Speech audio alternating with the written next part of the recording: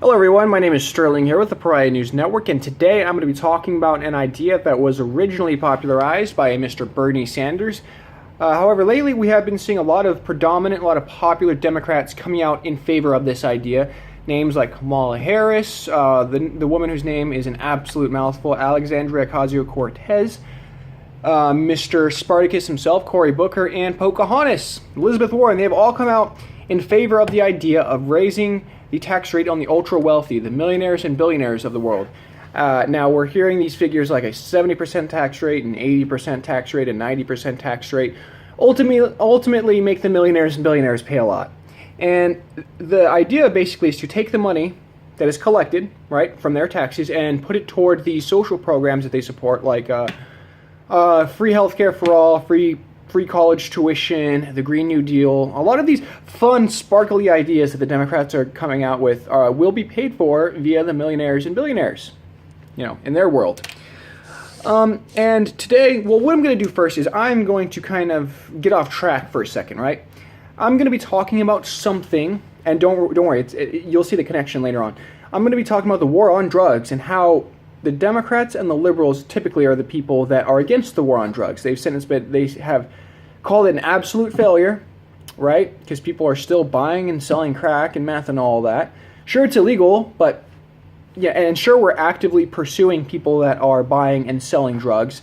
But ultimately, people can still consume the drug if they want. People can still sell the drug if they want. If I wanted to get meth right now, I could probably find someone on Facebook that sells it, go out and get it.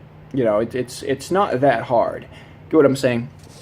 And they say they compare it to the Prohibition, where the United States made alcohol illegal, back in the 20s or 30s or whenever that was.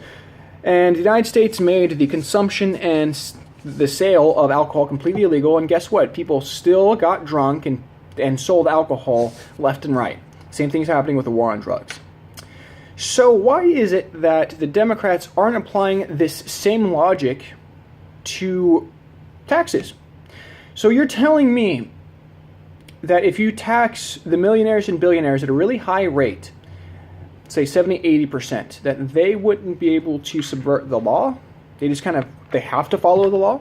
See, let's give you a little scenario here. If I were a millionaire, right, let's say I was worth $100 million, and there's a president, Alexandria Ocasio-Cortez, in the future, right? God, please hope that doesn't happen. Let's say that she's the president in the future, and she makes the top tax rate 80%. So me, as a millionaire, guess what I'm going to do? I am going to gather all of my fancy things and go to the nearest plane and hightail it out of America. I am going to go to another country where the tax rate is lower. Wouldn't anyone? Don't most people want to keep the majority of the money that they make, right? And it's ironic because millionaires and billionaires are the ones who would have they'd be financially well enough to be able to move cross-country if they wanted, or to move to a different country if they wanted to. So it's kind of silly that the Democrats and the liberals they come out against the war on drugs, saying that it's completely pointless and that it has resulted in a lot of non-violent individuals, or a lot of non-violent criminals occupying the prisons and jails. Well, the same thing can go with the millionaires and billionaires. They don't have to follow the law to a T. They can move to a completely new country. They can even figure out a bunch of tax loopholes and pay a noticeably smaller tax rate, which moves on to the next point, right?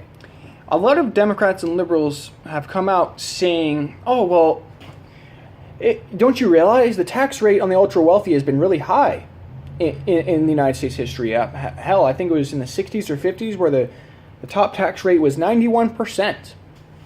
Okay. These are also the same Democrats, Bernie Sanders individuals, those really lefties. These are the same people who have come out against modern-day millionaires and billionaires and criticizing them for using tax loopholes to not pay an income tax. We hear Bernie Sanders all the time. There are individuals out there making tens of millions of dollars every year and they're not paying a cent in taxes. And that is because of the terrible tax loophole laws that the United States has. Don't you think people in, our past, the 30s, 40s, 50s, 60s, don't you think people could find tax loopholes and not have to pay a tax rate of 91%? Of course they did. Of course they did, especially when they can afford to hire the lawyers and the paper monkeys to sift through the laws and figure out the loopholes that they can have. It's absolutely ridiculous.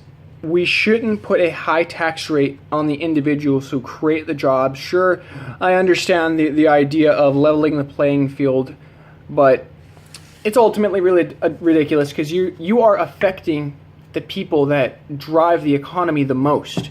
You are affecting the job creators, the innovators out there. You are affecting them by giving them a really high tax rate, and they're going to take their skills and their money and their knowledge, and they're going to move overseas, and it's going to benefit another country. Of course, until that country, turns into a socialist state, and then they want to raise the tax rate to a ultra high rate. And before I come to a conclusion, I'm going to make a prediction that sometime in my lifetime, Democrats and liberals are going to come out supporting a law that would make it illegal for millionaires and billionaires to move across the ocean for this particular reason.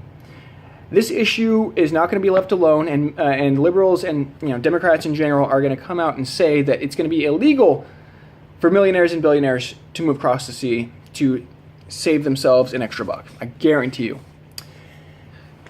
This has been Sterling here. I hope you enjoyed the video. If you didn't, or if you did, please like, comment, subscribe, contribute to the conversation. Even if you disagreed, your opinion is always going to be welcome here. I will not delete your comment like a lot of other shady YouTubers like to do. And that is it. Hope you enjoyed the video. Please like, comment, subscribe, and thank you. Goodbye.